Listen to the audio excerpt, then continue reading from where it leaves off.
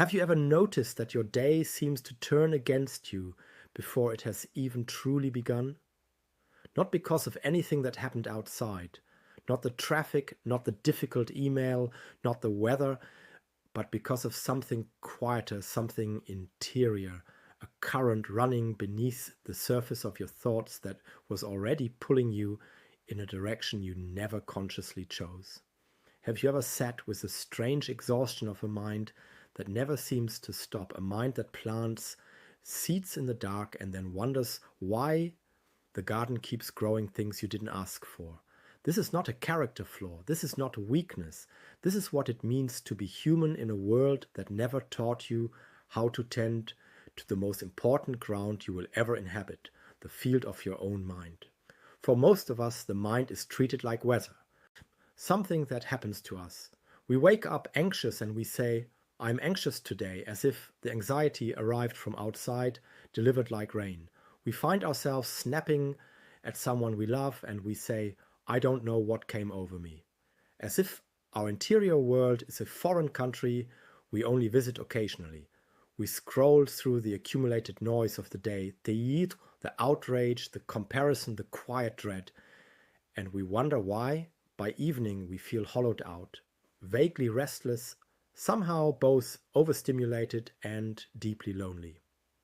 The weight of this is not small. It settles into the shoulders, it tightens the jaw, it creates a low hum of tension that becomes so familiar we stop noticing it, mistaking it for normal, mistaking it for life itself.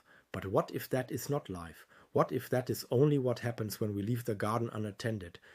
If what you just read landed somewhere in your chest, if even a small part of you recognized that exhaustion, then stay. Subscribe and walk with this teaching a little further. What comes next is not advice. It is a quiet return to something you already know. There's a teaching that has existed for over 2,000 years, passed from teacher to student in the cool shade of monasteries, in the long silence of meditation halls, in the simple act of one human being sitting still long enough to see clearly. It does not promise that life will stop being difficult. It does not offer escape. What it offers is something more honest and, in the end, more useful. It offers a way of understanding that the quality of your inner life, the texture of your days, the steadiness of your heart, the depth of your peace is not determined by what happens to you. It is shaped quietly and consistently by what you choose to cultivate inside yourself. The mind in this tradition is described as a garden, and like every garden, it responds to what is planted in it. Not immediately, not dramatically, but with the patient, inevitable logic of all growing things. This is where everything begins. Consider the thoughts you return to most often. Not the grand thoughts, not the philosophical ones, the small recurring ones, the ones that arrive before you are fully awake. The ones that play beneath conversations, beneath meals, beneath the ordinary movements of a day. What is the quality of those thoughts? Are they seeds of curiosity, of warmth, of quiet trust? Or are they seeds of worry, of comparison, of that particular modern ache that whispers, "You're not quite enough, not quite there, not quite ahead of where you should be"? Buddhist wisdom is direct about this, though it is never unkind. The thoughts you return to most often are not neutral. They are directional. They do not simply float through you and disappear without residue. They shape your intentions. They inform your choices. They gradually, almost invisibly, construct the lens through which you see everything. Plant compassion consistently, and over time something in your perception begins to soften toward the world. Plant resentment, and even beautiful things start to carry a faint shadow. The garden does not ask your permission. It simply grows what it is given. The practice, then, is not to fight your thoughts. That is like trying to pull weeds by screaming at them, but to observe them, to sit even briefly in the morning stillness before the day accelerates and simply notice what is already growing. Meditation at its most essential is nothing more than this. Not emptying the mind, which is impossible, but learning to watch it without being swept away by it. Learning to see a thought as a seed and ask gently, honestly, do I want to water this one? The freedom in this is not small. It is, in fact, the beginning of everything, but observation alone is not enough. The garden also depends on what enters from outside. Think for a moment about what you allow into your attention every single day. The news you consume, the conversations you return to, the feeds you scroll through in the first pale minutes of morning. Most of us have never made a conscious decision about this. The input simply arrived over years like birds carrying seeds across a wall, and now the garden is full of things we never planted on purpose. The Buddhist tradition speaks of something called guarding the gates of the senses. It sounds ancient, almost impractical, until you realize that what it is describing is something deeply modern and deeply urgent. Every piece of information your mind absorbs requires energy to process.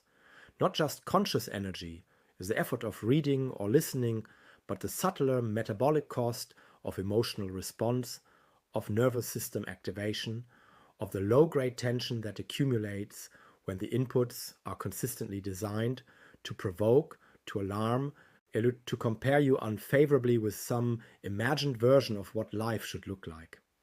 This is not about fear of the world or withdrawal from it. It is about curation. It is about recognizing that just as you would not pour salt into soil where you want flowers to grow, you also cannot flood your consciousness with anxiety-producing noise and then wonder why your inner garden feels barren and exhausted. The practice here is precise and small.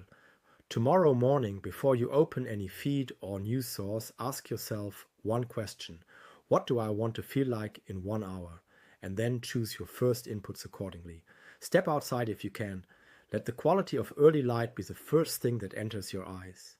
Listen to something that carries genuine warmth, the kind of voice or teaching that reminds you that the world, beneath its noise, still holds quiet and beauty. Let a conversation with someone you trust, real, unhurried, without agenda, be worth more than 100 scrolled headlines. What you nourish your attention with in the first and last hours of your day shapes the emotional climate you live inside. This is not metaphor, this is the architecture of the mind. Yet even a well-tended garden, given the right inputs, can still be overrun, not by outside seeds, but by the deep roots of old conditioning.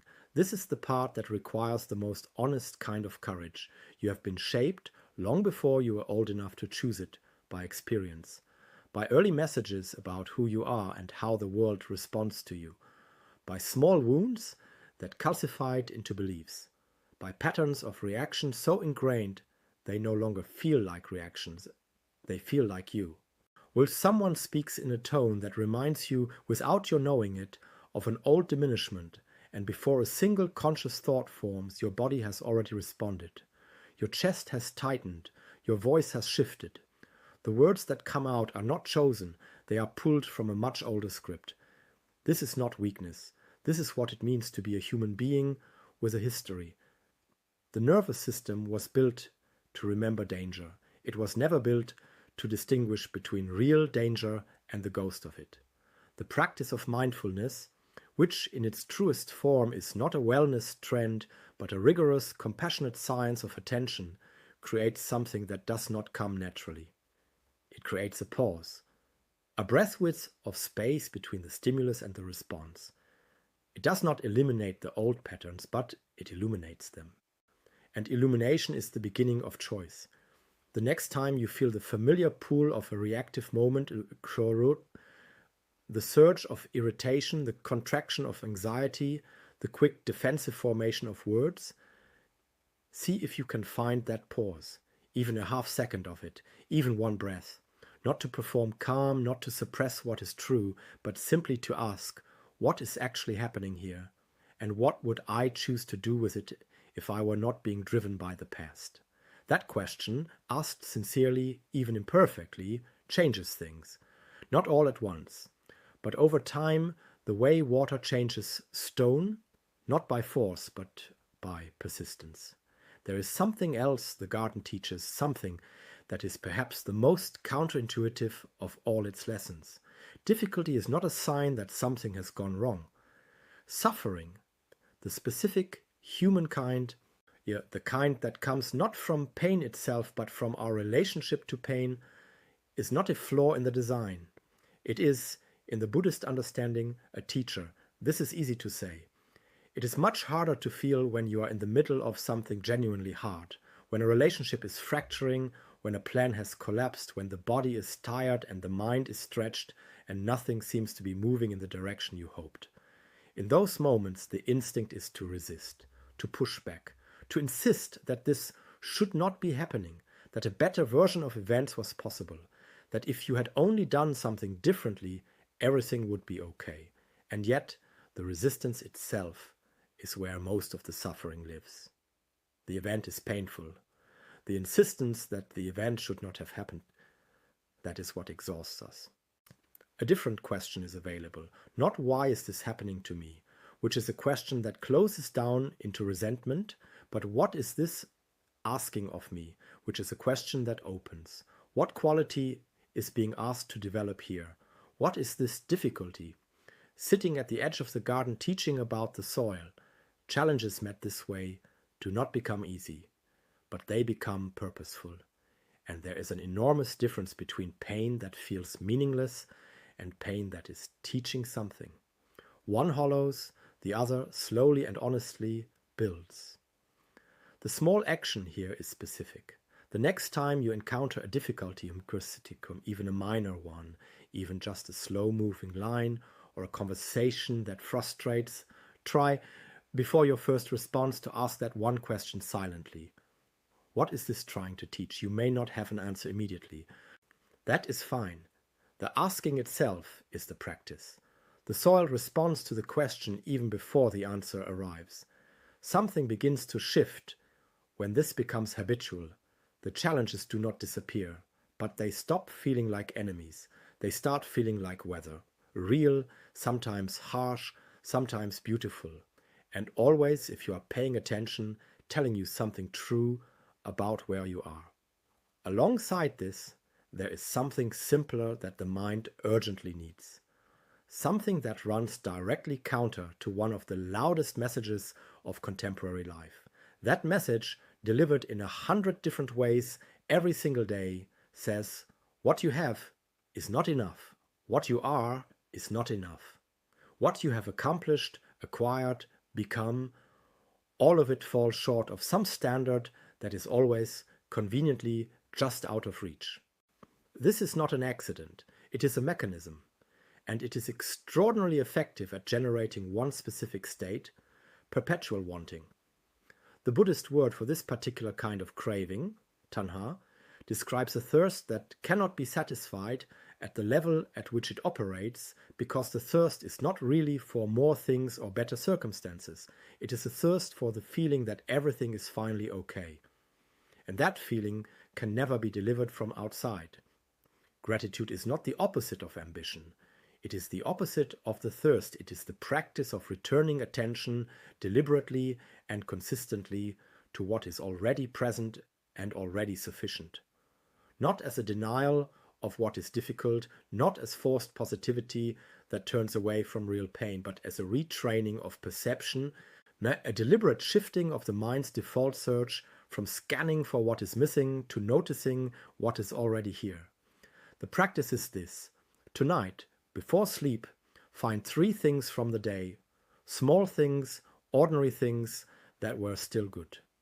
The quality of light at a particular moment, a conversation that had real warmth in it, the simple fact of breathing without pain, the taste of something that was genuinely nourishing. Let each one arrive slowly. Do not rush through the list as a task. Sit with each one for a few breaths and allow it to register not just mentally but physically. A slight softening, a quiet fullness in the chest. Over weeks, the brain literally begins to retrain its default orientation. What you search for, you start to find, and when you start finding goodness in ordinary moments, the constant ache of not enough begins slowly but perceptibly to loosen its grip. If these reflections are meeting something real in you, something you'd like to keep exploring, then subscribe now, before we reach the final teaching. What waits ahead is perhaps the most quietly transformative of all. There is one more practice that most people overlook, partly because it sounds too deliberate, too constructed to be taken seriously, and yet its roots are ancient, and its effects are documented not only in contemplative tradition, but in every serious field that studies how the mind shapes behavior. It is the practice of visualization, not daydreaming, not wishful thinking, but what might be called intentional mental rehearsal. The mind, it turns out, does not distinguish with great precision between an action that is vividly imagined and an action that is actually performed. The same neural pathways activate. The same emotional patterns are reinforced. This means that the quality of thought you bring to imagining yourself acting with patience, with steadiness, with compassion in the specific situations where those qualities are hardest to access is not just philosophical, it is neurological. It is literally preparing the ground. Each morning take 2 minutes. Close your eyes or simply lower your gaze. Imagine one situation that is coming, a conversation, a task, a moment that has in the past pulled you toward reactivity or anxiety. Now see yourself moving through it differently, not perfectly, not as a performance, but with the quiet presence of someone who has a little more space inside them than usual. Feel what that would feel like in the body. Kendo Koks, the steadiness of it, the slightly slower breath, the sense that you are choosing rather than being driven. Do not analyze this. Simply let it settle. The mind is listening, the garden is listening. Over time, this practice does something subtle and important. It begins to shift your sense of identity. Instead of seeing patience or compassion as goals you're trying to achieve, they begin to feel like qualities you're already embodying, however imperfectly. The distance between who you are and who you are becoming gently decreases, and from this place, change is no longer exhausting, it becomes natural. This is also finally where the teaching of anatta, of the not-self, becomes not a philosophy but a liberation. Because one of the heaviest things most people carry is the conviction that they are fixed, that the patterns of their past, the mistakes made, the ways they have failed themselves and others are permanent definitions of who they are, that they are in some essential way already finished, already decided, already too late to become something different. This is the most costly misunderstanding available to a human being. Buddhist wisdom teaches that what we call the self is not a fixed object, it is a process. It is more like a river than a stone, always moving, always responding, never precisely the same from one moment to the next. The anger you expressed last week is not who you are. The unkindness you showed yourself this morning is not your permanent character. The fear you have been carrying for years is not your identity. They are patterns, and patterns, by definition, can change. Treat yourself, then, the way you would treat someone you genuinely love who's struggling. Not with a voice that catalogues failures, that keeps score, that insists you should be further along by now, but with the voice that says, you're learning. This is difficult, you're still here. That is enough for now. Forgiveness in this teaching is not an emotion you wait to feel. It is a practice. It is the deliberate, repeated choice to release yourself from the grip of old self-judgment. Not because the past doesn't matter, but because clinging to self-condemnation has never once made anyone more able to grow. It has only made the garden harder to tend. What becomes possible when you extend to yourself the same compassion you would offer without hesitation to a struggling friend. This is not small. This is, in many ways, the whole practice. Because when the harshness inside softens, everything outside becomes easier to meet with openness. The world looks different when you are not at war with yourself. The garden, tended with gentleness rather than force, begins to grow things you did not dare to expect. None of this requires perfection. None of this requires that you begin tomorrow with everything transformed. The teaching has always been simpler than that and more forgiving. You plant one seed today, you water it gently, you trust the process even when the ground looks bare and the growth is invisible. You return each morning to the quiet act of tending. That is enough. That has always been enough. The peace you are looking for is not waiting somewhere at the end of a long effort. It is available here, in the ordinary texture of an attentive life, in the pause before a reaction, in the gratitude that finds warmth in a small moment, in the compassion that speaks gently to the person in the mirror, in the morning stillness before the world speeds up, when you remember just for a breath that the garden is yours to tend. May your thoughts be seeds of something quiet and sustaining. May your attention become the most generous gift you give yourself. And may the peace you cultivate inside become the only foundation that was ever solid enough to stand on. If this reflection opened something in you that you'd like to keep returning to, you must subscribe and let this be the beginning of a longer, gentler conversation with your own mind.